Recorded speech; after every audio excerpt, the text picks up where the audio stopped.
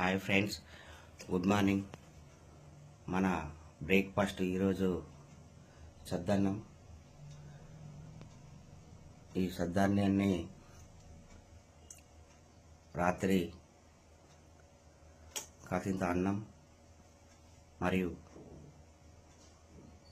పాలు, పావు లీటర్ పాలు, ఉప్పు, ఒక ఉల్లిపాయ,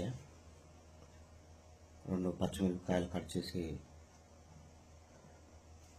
కాసింత 2 చెంచాలు పెరుగు వేయడం జరిగి కలిపి పక్కకు పెట్టుకోవడం జరిగింది. రాత్రి సుమారు 9 గంటల ప్రాంతంలో ఉదయము సద్దన్నం రెడీ అయింది. చాలా ఆరోగ్యానికి మంచిది. మరియు మన ఇంట్లో కూడా ఈరోజు ఎవరు లేరు.